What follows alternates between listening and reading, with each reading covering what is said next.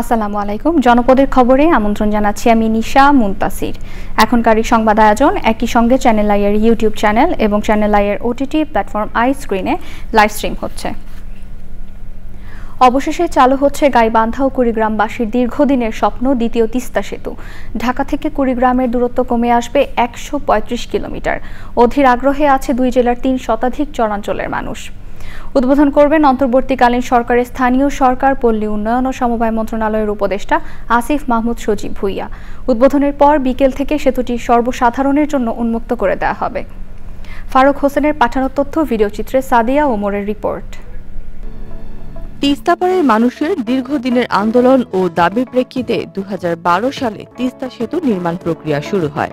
২০১৪ সালের ২৬ জানুয়ারিতে সেতুটির নির্মাণ কাজের উদ্বোধন হলেও নানা জটিলতা কাটিয়ে ২০২১ সালে পুরোদমে নির্মাণ কাজ শুরু হয়। চলতি বছরের ২৪ জুন সেতুটি উদ্বোধনের কথা থাকলেও কিছু অসমাপ্ত কাজের কারণে তা বিলম্বিত হয়েছে। তবে সেতুটি এখন দৃশ্যমান, এখন শুধু উদ্বোধনের অপেক্ষা। উচ্ছ্বাসে ভাসছে দুই জেলার লাখো মানুষ। এই তিস্তা ব্রিজ হতে বিশেষ করে যে আমাদের লালমনিরহাট, তার কুড়িগ্রাম, তারপরে নীলফামারী, বেশ কিছু জেলার লোকজনেরা এখন এই পাশে অতি সহজেই ১০ মিনিটেই এই ব্রিজটা পার হতে পারবে। আমার শ্বশুরবাড়ি হচ্ছে এই পারে, ঠিক আছে? আমার বাড়ি এই পারে। এই পারে বলতে আমি বামুনডাঙ্গার দিক থেকে এখন শ্বশুরবাড়ি যাচ্ছি। আমাকে বোট পার হইতে হচ্ছে আর কি। আমাদের উত্তরবঙ্গের গাইবান্ধা থেকে উত্তরবঙ্গের যে যোগাযোগের ব্যাপারটা, এটা এই ব্রিজটা হওয়াতে আমাদের খুব সুবিধা হবে আমরা আশাবাদী, এবং দ্রুত উদ্বোধন হলে আমরা এই সুবিধাটা পাবো। এলজিইডি কর্তৃপক্ষ বলছে, সেতু চালু হলে কেবল কুড়িগ্রাম নয়, উত্তরাঞ্চলের কয়েকটি জেলার ঢাকার সঙ্গে যোগাযোগ সহজ হবে। সেতুটি চালু হলে তুলনামূলক পিছিয়ে পড়া গাইবান্ধা ও কুড়িগ্রামের আর্থসামাজিক উন্নয়নও ঘটবে বলে মনে করেন এলাকাবাসী। Sadia Omar, channel I.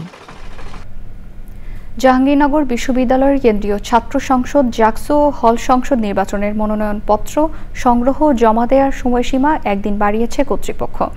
বিষয়টি নিশ্চিত করেছেন জাকসু নির্বাচনের প্রধান নির্বাচন কমিশনার অধ্যাপক ডক্টর মোহাম্মদ মনিরুজ্জামান। তিনি বলেন, শিক্ষার্থীদের আবেদনের প্রেক্ষিতে কমিশনের জরুরি বৈঠকে সিদ্ধান্ত নেওয়া হয়েছে। এদিকে দ্বিতীয় দিনের মতো সকাল ৯টা থেকে শুরু হয়েছে মনোনয়নপত্র সংগ্রহ ও জমা দেওয়ার কাজ। নির্বাচন কমিশনের সদস্য সচিব ও প্রক্টর এ.কে.এম. রশিদুল আলম বলেছেন, প্রথম দিনে জাকসু নির্বাচনের জন্য ৪৭ জন ফরম নিলেও কেউ জমা দেননি।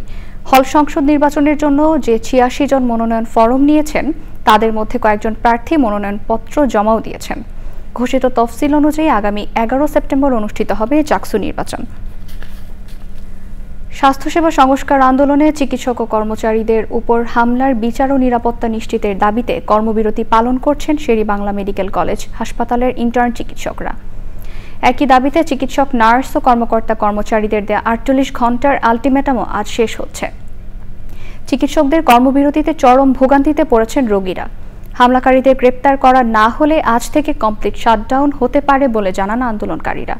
স্বল্পখাত সংস্কার আন্দোলনের প্রধান সমন্বয়ক মেহুদ্দিন রনির বিরুদ্ধে আরও একটি মামলা করা হয়েছে। সোমবার রাতে বরিশাল শের-ই-বাংলা মেডিকেল কলেজ হাসপাতালে ৪র্থ শ্রেণীর কর্মচারী বাহাদুর শিকদার বাদী হয়ে কোতোয়ালি মডেল থানায় মামলাটি দায়ের করেন। থানার ওসি মোহাম্মদ মিজানুর রহমান জানিয়েছেন, মামলায় স্বাস্থ্যখাত সংস্কার আন্দোলনের প্রধান সমন্বয়ক মহিউদ্দিন রনিকে একমাত্র নামধারী আসামি করা হয়েছে, আর অজ্ঞাতনামা আসামি ৮০ জন আসামিদের গ্রেপ্তারে পুলিশের অভিযান চলছে। বেগম রোকেয়া বিশ্ববিদ্যালয়ের ছাত্র সংসদ সংযুক্ত করে নির্বাচনের রোড ম্যাপ ঘোষণার দাবিতে টানা ৩ দিন ধরে আমরণ অনশন করে অসুস্থ হয়ে পড়েছেন ৪ শিক্ষার্থী। সকালে অসুস্থ হয়ে পড়া ৪ শিক্ষার্থীকে হাসপাতালে ভর্তি করা হয়েছে। শিক্ষার্থীদের দাবি, গণ অভ্যুত্থানের পর থেকে ছাত্র সংসদ নির্বাচনের দাবিতে বিভিন্ন সময়ে আন্দোলন করে আসলেও প্রশাসন কার্যকর কোনো উদ্যোগ নেয়নি। আশ্বাসে নয়, দাবি বাস্তবায়ন করে অনশন থেকে ফেরার কথা জানিয়েছেন তারা। উপাচার্যের আশ্বাসের প্রেক্ষিতে সোমবার রাতে অনশন থেকে সরে আসেন ম্যানেজমেন্ট স্টাডিজ বিভাগের শিক্ষার্থী শিবলি সাদিক ও সমাজবিজ্ঞান বিভাগের শিক্ষার্থী মুশফিকুর রহমান। শিক্ষার্থীদের দাবির প্রেক্ষিতে ছাত্র সংসদ নিয়ে বেরোবি সিন্ডিকেটের খসড়া রাষ্ট্রপতির কাছ থেকে অনুমোদনের জন্য আগামী ২১ আগস্ট সভা আহ্বান করেছে ইউজিসি।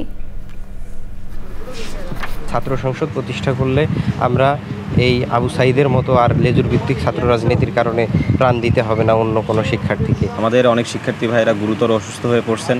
আমরা 3 জন শিক্ষার্থীকে রাতেই হাসপাতালে নেওয়ার প্রয়োজন হয়েছে, তারা গুরুতর অসুস্থ, এবং বাকি শিক্ষার্থীরা তারা এখনও আছেন। আবু সাঈদ আমাদেরকে শিখিয়েছে কীভাবে বুক চিতিয়ে দাঁড়াতে হয়, মৃত্যুকে আমরা আর ভয় পাই না। আবু সাঈদের বিশ্ববিদ্যালয়ে ছাত্র সংসদ প্রতিষ্ঠা করতে গিয়ে যদি জীবন দিতে হয়, এর জন্য আমরা প্রস্তুত আছি। সাবেক সমাজ কল্যাণমন্ত্রী ডাক্তার দীপু মনি কাশিমপুর কেন্দ্রীয় কারাগার অসুস্থ হয়ে পড়েছেন বলে জানা গেছে। আজ কারাগার থেকে দীপু মনিকে গাজীপুর শহীদ তাজউদ্দিন আহমেদ মেডিকেল কলেজ হাসপাতালে চিকিৎসার জন্য নেওয়া হয়। গত বছরের 19 আগস্ট ডাক্তার দীপু মনিকে গ্রেপ্তার করা হয়। তার বিরুদ্ধে হত্যাসহ একাধিক মামলা রয়েছে।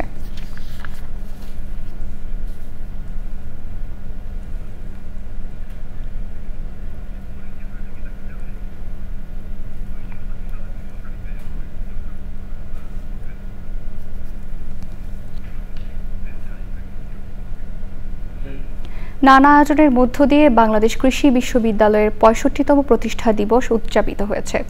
বিশ্ববিদ্যালয়ের হেলিপ্যাডে জাতীয় সঙ্গীতের সঙ্গে জাতীয় পতাকা ও বিশ্ববিদ্যালয়ের পতাকা উত্তোলনের মাধ্যমে দিবসটির উদ্বোধন করেন উপাচার্য অধ্যাপক ডক্টর এ.কে. ফজলুল হক ভূঁইয়া। ক্যাম্পাস থেকে বর্ণাঢ্য আনন্দ র্যালি বের হয়ে বিভিন্ন সড়ক প্রদক্ষিণ করে। বিশ্ববিদ্যালয়ের সৈয়দ নজরুল ইসলাম অডিটোরিয়ামে বাংলাদেশ কৃষি বিশ্ববিদ্যালয়ের গৌরবের 64 বছর অর্জন ও সম্ভাবনা বিষয়ক আলোচনা সভা হয়। অনুষ্ঠানে শিক্ষক, কর্মকর্তা, কর্মচারী, শিক্ষার্থী সহ বিভিন্ন সংগঠনের সদস্যরা অংশ নেন। স্বয়ংক্রিয় খাদ্য সরবরাহকারী রোবট কিটি উদ্ভাবন করেছেন ড্যাফোডিল ইন্টারন্যাশনাল ইউনিভার্সিটির সফটওয়্যার ইঞ্জিনিয়ারিং বিভাগ। সোমবার বিশ্ববিদ্যালয়ের আমিনুল ইসলাম হলে ফ্যাকাল্টি অব গ্র্যাজুয়েট স্টাডিজ অনুষদ আয়োজিত রোবট উদ্বোধন অনুষ্ঠানে প্রধান অতিথি ছিলেন বাংলাদেশ পেটেন্ট, শিল্প, নকশা ও ট্রেডমার্কস অধিদপ্তরের মহাপরিচালক জাহাঙ্গীর হোসেন। বিশ্ববিদ্যালয়ের উপাচার্য প্রফেসর ডক্টর এম.আর. কবিরের সভাপতিত্বে অনুষ্ঠানে বক্তৃতা করেন ফ্যাকাল্টি অব গ্র্যাজুয়েট স্টাডিজ অনুষদের ডিন প্রফেসর ডক্টর কবিরুল ইসলাম, ড্যাফোডিল বিশ্ববিদ্যালয়ের পরামর্শক ডক্টর মোহাম্মদ জহিরুল ইসলাম ও অন্যরা।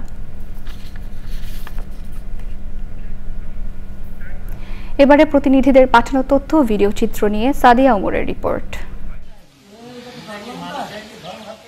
2015 সালের নীতিমালা বাতিল ও 2017 সালের নীতিমালা বাস্তবায়নের দাবিতে অনশন ও ধর্মঘট পালন করেছে মেহেরপুর সদর উপজেলার আমঝুপি বিএডিসি ফার্মের শ্রমিকরা। আমঝুপি সবজি বীজ ও বীজ উৎপাদন খামার শ্রমিক সমিতি এ কর্মসূচি পালন করে। মেহেরপুর জেলা রোভার স্কাউটের উদ্যোগে বিশেষ কাউন্সিল হয়েছে।